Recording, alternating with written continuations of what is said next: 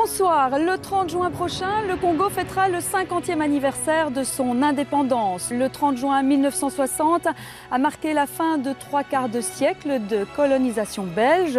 Nous vous proposons une émission spéciale depuis Kinshasa, la capitale de la République démocratique du Congo.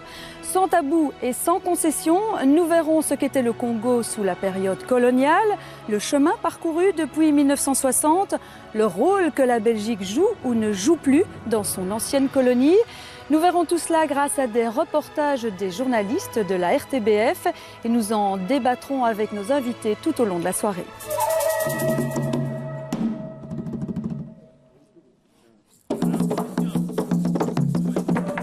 Séjour d'entraînement chez les Bernadettes. En ligne de mire, le grand défilé du 30 juin prochain à Kinshasa. Des majorettes au Congo, voilà qui était plutôt inattendu. Mais le résultat est séduisant, un véritable concentré d'énergie pure et de rythmes africains. C'est l'anniversaire du pays, on va fêter les cinquantenaires, le jour des jubilés. C'est ça qu'on va fêter, c'est ce qu'on prépare aussi comme des défilés, les chorégraphies pour montrer là-bas. Qui va venir ici? Le roi de Belgique. Et qui d'autre? Je ne sais pas encore si. Et c'est important que le roi des Belges vienne ici? Oui, c'est important parce que nous sommes colonisés. Colonisés, c'est chez les Belges. 1, 2, 3. 1, 2. Ok, jusqu'à combien? Jusqu'à 3. 6 à 7 heures de travail par jour, le programme est serré. Le 30 juin, c'est déjà dans quelques jours. Ok? Oui. Écoutez le tam-tam, écoute le tam-tam. Gauche, droite, gauche, droite, gauche, droite. Pas d'approximation, pas de laisser-aller. C'est qu'il s'agit d'être à la hauteur des attentes et de l'événement. Il va falloir maîtriser la chorégraphie pour le défilé. Gauche, droite, gauche, gauche, tenez, gauche, droite, gauche. Il y a des filles, il y en a 3-4 comme ça, qui n'arrivent pas à avoir le rythme. Ça arrive. Pourtant, c'est très rare pour les Africaines. Dans la tribune des chefs d'État et de gouvernement qui feront le déplacement au Congo le 30 juin, plus d'un devrait en tout cas être impressionné. Car les Bernadettes seront fin prêtes et elles pourront montrer leur talent au monde entier. Nous sommes donc à Kinshasa. Ici, nous sommes dans les jardins de la primature. La primature, aujourd'hui, c'est le bureau du Premier ministre de la République démocratique du Congo. Mais jusqu'en 1960, c'était le palais du gouverneur général. C'était donc ici que se trouvait le siège de la plus haute autorité de la colonie. En 1960, il y avait près de 85 000 Belges au Congo. Aujourd'hui, ils sont à peine 4 500. C'est que des milliers de Belges ont quitté précipitamment le pays après les troubles qui ont suivi l'indépendance. 50 ans plus tard, certains ont voulu revoir ce pays, revoir l'ancienne colonie, retrouver ceux qui ne sont jamais partis. C'est un reportage d'Isabelle Eusel. Une photo? Oui. Un lettre. Nicole Debelle n'est pas une touriste comme les autres. Si elle est aujourd'hui à Kinshasa, c'est parce qu'elle y a passé les 12 premières années de sa vie. Aujourd'hui, elle est repartie sur les traces de son enfance. C'était il y a 50 ans et elle s'en souvient, comme si c'était hier. J'ai pris le train ici pour aller avec les scouts à Roucan quand j'avais 8 ans à Collet. Normalement, c'était vide, oui, c'était bien organisé, oui. Toute la journée dans ce bus, elle revisitera Kinshasa. Dans sa tête, les souvenirs défilent. Certains sont heureux, d'autres le sont moins. Arrivée au port, impossible de ne pas se remémorer cette journée de juillet 60. C'est le jour de la fuite, précipitée. Le matin même, elle ignorait encore qu'elle allait quitter le pays pour toujours. Et on devait fuir, toutes les femmes et les enfants, et les hommes devaient rester ici, on ne savait pas quoi. Alors vraiment, moi j'avais justement mon sac d'école, mon cartable, avec les cadeaux de ma confirmation. Comme tant d'autres Belges, Nicole Debelle est partie, d'autres ont décidé de rester. C'est le peuple le plus accueillant. Une bonne part de mon cœur est ici. Ils ont aussi pour moi les plus belles filles d'Afrique. Et je suis prêt à y mourir paisiblement.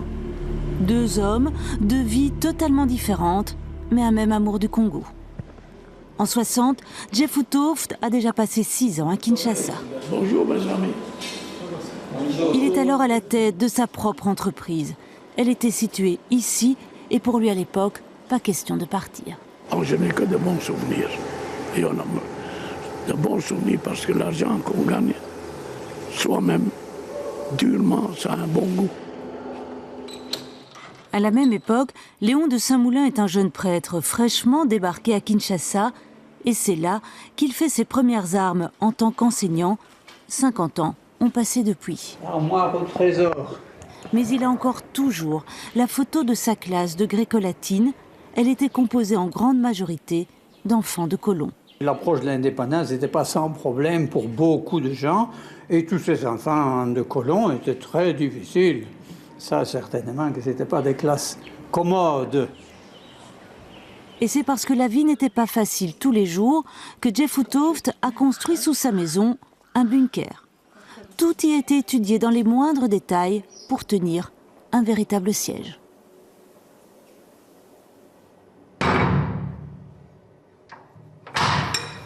Et je me suis dit, un jour, ce peuple va se soulever. Mais à ce moment-là, ça devient incontrôlable. Moi, je vais me cacher. Ils prennent ce qu'ils veulent en dehors de nos vies et de notre sécurité. Moi, en tout cas, je veux une place où je suis sûr qu'on ne peut pas m'avoir. Son bunker a servi 2 fois, lors d'émeutes, dans les années 90. Des émeutes, le père Léon de Saint-Moulin en a connu aussi, dans ce quartier, du temps où il faisait la messe tous les dimanches. C'était en février 92, et ce jour-là, devant l'église, on a tiré sur la foule. Les gens disaient « Couchez-vous, père, couchez-vous ». Moi, je disais, ils ne vont pas facilement tirer sur un blanc, j'étais plus ou moins en sécurité, mais il y a quand même encore quelqu'un qui a été tué là, juste à côté de moi. Malgré les coups durs, ou peut-être à cause d'eux, Léon de Saint-Moulin n'a jamais quitté le Congo. Et comme lui, Jeff Uthoofd estime que sa vraie patrie est ici. Et si Nicole Debelle est partie il y a 50 ans, le Congo occupe toujours dans son cœur une place importante. Nous sommes toujours à la primature, c'est l'ancienne résidence du gouverneur général du Congo. À mes côtés, Liliane Davin. Vous travaillez ici au Congo dans le domaine de l'aviation. Ça fait des années que vous vivez au Congo. Qu'est-ce qui vous pousse à rester ici? C'est mon pays, j'ai élu domicile ici. Je ne vois pas ce que je pourrais faire d'autre. Je suis très bien au Congo, je suis adaptée, je suis adoptée. Et je pense que ça, c'est une grande qualité des Congolais, c'est de pouvoir nous prendre en tant que Belge au Congo, parce que je ne suis pas belge. C'est comme ça que vous vous définissez? Oui, je ne suis pas belge, je suis belge au Congo. C'est une nouvelle nationalité qui devrait être d'ailleurs donnée. Alors, vous êtes resté au Congo malgré les difficultés rencontrées ces dernières années? Oui, certainement. Je suis restée parce que quand on est adopté dans un pays, on ne doit pas s'encourir quand tout va mal et revenir quand tout va bien. Si on a élu domicile ici, on y reste pour le bien et pour le meilleur et pour le pire.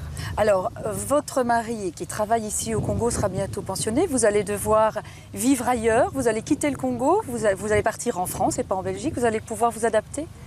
Ça va être très difficile. On va devoir s'arracher, ça c'est sûr. À certains points... Vous êtes ému même en disant? Oui, oui, parce que c'est mon pays. Mon fils est enterré ici, tout. Mais vous reviendrez?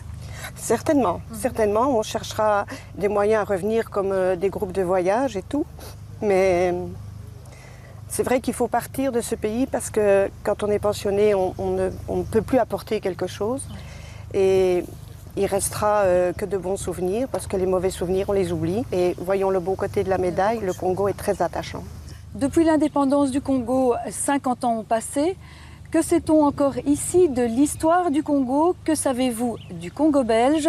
C'est la question que nous avons posée à de nombreux Congolais. Le Congo belge, pour nous, je ne sais pas. Malheureusement, je ne sais pas. Je sais bien que notre pays, le Congo, a été colonisé par un pays, la Belgique. Et après un certain moment, on a eu notre indépendance, un certain 30 juin. C'est ce que je connais du Congo belge. En tout cas, je ne sais pas beaucoup. À l'époque du Congo belge, moi j'étais encore trop petit. C'est pas tellement beaucoup. Il n'y a pas vraiment grand-chose comme souvenir. Moi, j'ai étudié à l'époque du Congo belge.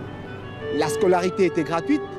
Les soins de santé étaient vraiment à la portée de tout le monde. Vous comprendrez bien aussi que pendant à l'époque de la colonisation, dans tous les villages, le Belge était installé. Il y avait des véhicules, il y avait des approvisionnements, il y avait les centres de santé, il y avait les écoles de bonne qualité. Le Congo belge est parti, les Belges sont partis, ils ont laissé le Congo belge, le Congo en chantier aujourd'hui, on regrette. C'est à cet endroit précisément qu'ont éclaté les émeutes de Léopoldville en janvier 1959 à cause de l'interdiction d'un meeting politique qui demandait la fin de la colonisation.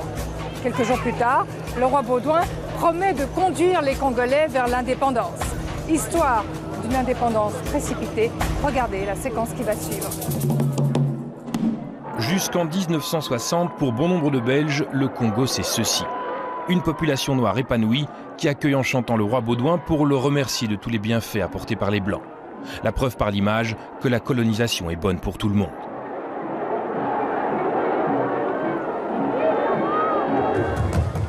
En janvier 1959, cette image idyllique éclate. C'est l'émeute dans la capitale, Léopoldville. Les autorités belges ont interdit une réunion de partis politiques congolais réclamant l'indépendance. Les Congolais brûlent maisons et voitures. L'armée et la police tirent. Il y a 42 morts. Non, tout le monde n'apprécie pas les colons belges. C'était une découverte pour les Européens beaucoup plus que pour les Africains. Ils se sont dit, mon Dieu, ces gens existent. Et ils ont eu la trouille de leur vie. En Belgique, le gouvernement veut éviter de nouvelles violences. Le roi fait une promesse aux Congolais. Notre ferme résolution est aujourd'hui de conduire sans atermoiement funeste, mais sans précipitation inconsidérée, les populations congolaises à l'indépendance, dans la prospérité et la paix. Une table ronde est organisée en Belgique. D'un côté, le gouvernement belge, de l'autre, les représentants des partis congolais. Deux personnalités fortes s'imposent. Kasavubu, qui fut un des premiers à réclamer l'indépendance, et Patrice Lumumba, un homme qui ne mâche pas ses mots. La Belgique a compris les prix que nous attachons à notre liberté et à notre dignité humaine. Elle a compris que le peuple congolais ne lui est pas hostile, mais qu'il réclamait simplement l'abolition du statut colonial qui faisait la honte du XXe siècle. La question principale est quand ? Quand le Congo sera-t-il indépendant ? Les Belges veulent attendre plusieurs années et n'abandonner que petit à petit le pouvoir aux Congolais. Les Congolais, eux, veulent tout de suite. Ils finiront par imposer leur point de vue. La date de l'indépendance est fixée au 30 juin 1960. Mais avant d'en arriver là, des élections sont organisées au Congo en mai. Lumumba est nommé Premier ministre. Je vous assure Kasavubu devient président. Que je ne m'y attendais pas. Fin juin, le roi Baudouin arrive à Léopoldville pour proclamer l'indépendance. Durant sa traversée de la capitale, un spectateur lui vole son sabre. Un noir s'empare de l'objet représentant la puissance du blanc. Tout un symbole. Lors de la cérémonie, le roi lira un discours très paternaliste. Il insiste uniquement sur les bienfaits de la présence des Blancs. Il occulte les pages sombres de la colonisation.